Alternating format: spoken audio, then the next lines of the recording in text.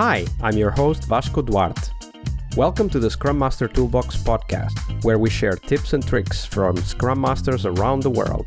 Every day, we bring you inspiring answers to important questions that all Scrum Masters face day after day. Hello, everybody. Welcome to one more week of the Scrum Master Toolbox podcast. And this week, joining us from Atlanta, Georgia, in the US, is Tanzil Choudhury. Hi, Tanzil. Welcome to the show.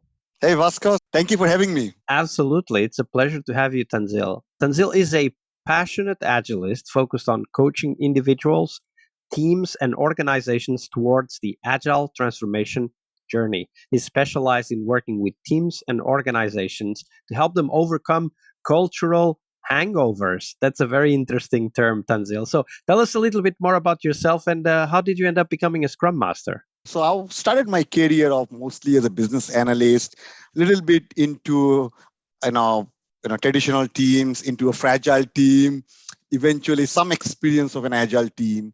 But I was preparing for my PMP certification. My goal was to eventually find a project management position, and I was preparing and studying for the PMP certification. While my ex-neighbor, a good friend of mine, she happened to be going to an agile coaching, or she completed an agile coaching certification or course. And it just caught my attention. What is this agile coaching is all about?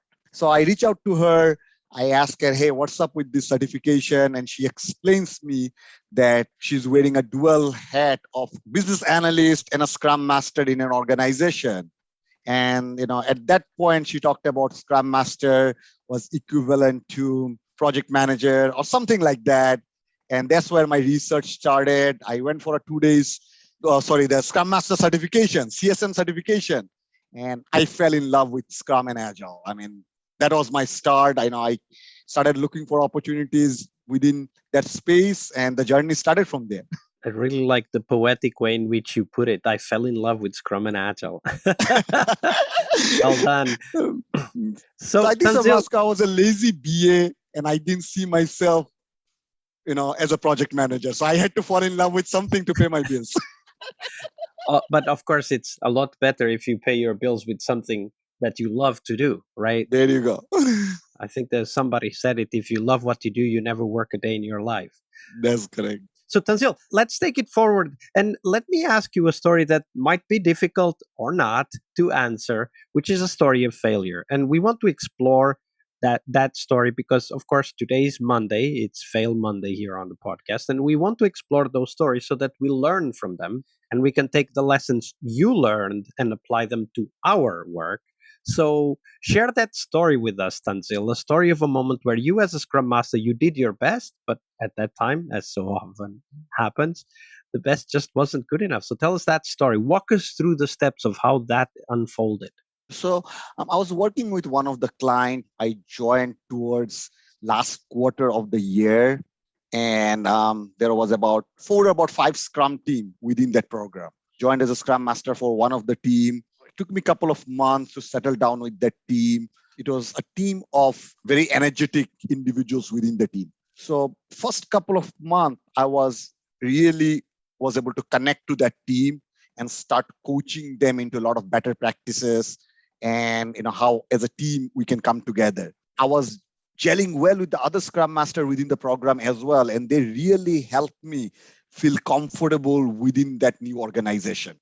The culture, the norm, the do's and the don'ts of that organization. It just happened to be towards the end of the year, as a lot of organization goes through restructuring, rebudgeting, that program fell into that scenario where they let go 2 of the Scrum Master within the program because of the budget concern.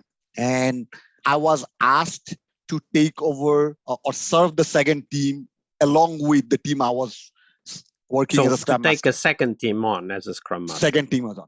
Where I failed without creating a design alliance, I would say I did not question them enough. And I was just about a couple of months into that organization. And, I've served multiple teams parallelly. And I felt I'm confident doing it. Where I failed, I did not ask a lot of questions. And it just happened to be after the holiday, after the winter break, I come back, restructuring happened. But the second team was unfortunately was consolidation of those three other teams. So we talked about 4 to 5 teams. So it was one team standing alone, which was serving, and they consolidated the other three team into one team. How big was that second team? So the second team, prior to consolidation, I think so those three team would have been somewhere between 25 to 30 team member. But once they consolidated, still it ended up, they let go some of the contractors, some of the team members, but it still ended up about 18 to 20 team members. And at that point, I was like, oh, what did I get myself into? Yeah, that's not easy. That is not. And the biggest challenge of that fact is those three team member, those three team consolidated into one. They came from three different teams, so they had their own approach, what they learned over last 1 to 2 years. Their maturity level was different, and also size of the team. 18-20 member scrum team is not very effective And either. also as a second team. As a second. So tell us a little bit more. So we see what's happening, right? So you come back from the winter break and you're said, okay, here's your other team. And you That's figure out that it's not just one team, it's actually three put into one, around 20 people. And of course, some of these people or all of these people came from different teams, right? Which meant that they have three different types of ways of working, of cultures, of conflicts going on there. How did you tackle it? I mean, even just getting started with that kind of environment is a bit overwhelming. That's correct. And I think so where the overwhelming part where I did not go back to the basic. I treated at that time those three team a year, 2 year into the journey. I did not start them off as a brand new team. I think so looking back, I should have gone back, started with an agile scrum one-on-one, started with the team agreement.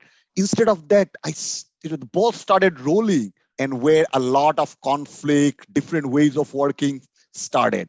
So that was the biggest mistake. I think one of the biggest mistake what I made initially as I started working with the team. And how did you see that? Because I imagine that, you come back from the winter break, you start working with the team. As you said, the ball starts rolling and, you roll with the punches, as they say.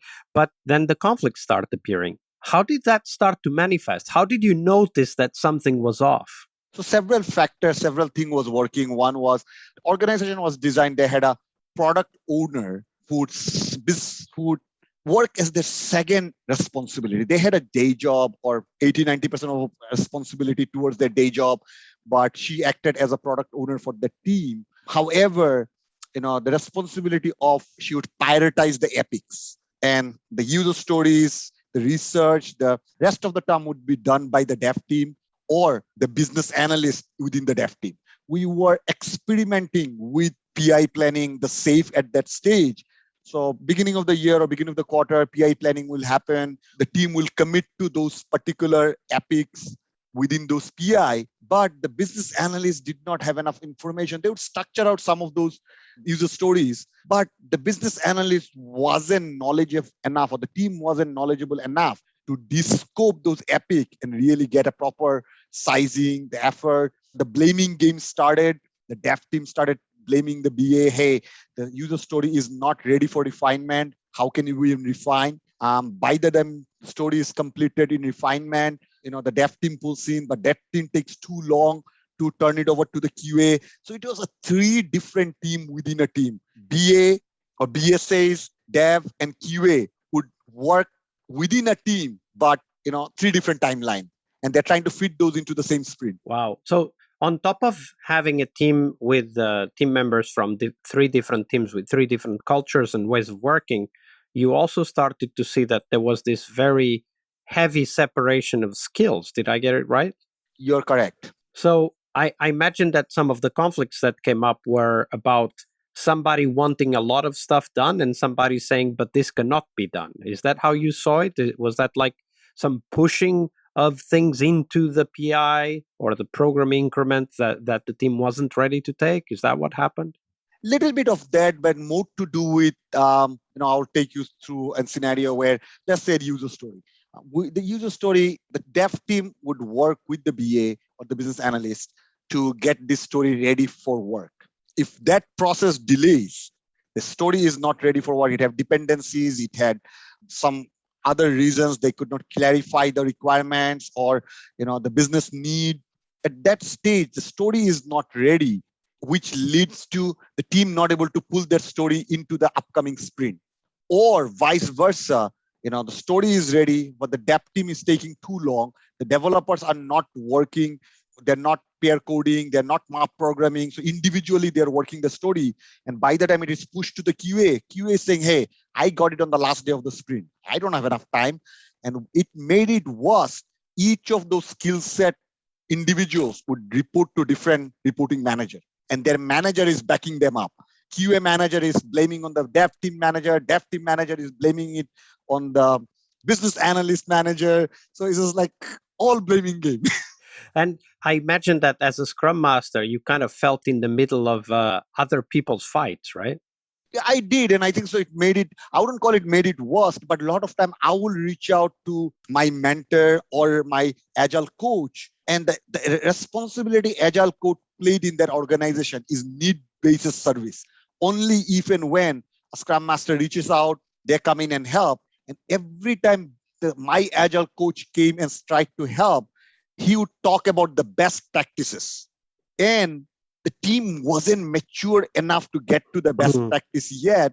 And team would have flashback or on me saying that, hey, how come you do not speak up? And my point is, whatever the Agile coach is saying, none of these are wrong. As a team, we are not ready, but these are somehow we have to get there and we have to figure this out. So again, there was some discomfort with me as well, how I served the team at that stage.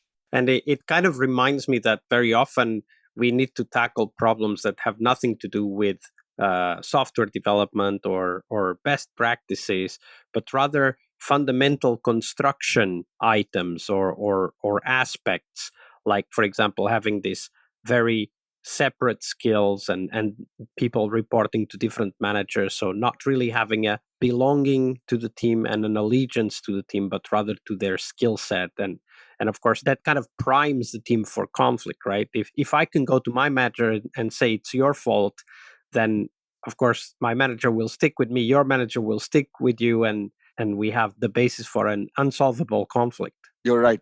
Tanzil, that was a great story. Thank you for sharing with us. You're welcome, Vasco. Monday is about what we learn from our obstacles and our failures. But tomorrow is Team Tuesday here on the Scrum Master Toolbox podcast. We explore teams and their journeys, the habits they develop that threaten their performance, how each of our guests helped their teams evolve, and the one key lesson they learned from that experience. We really hope you liked our show. And if you did, why not rate this podcast on Stitcher or iTunes? Share this podcast and let other Scrum Masters know about this valuable resource for their work. Remember that sharing is caring.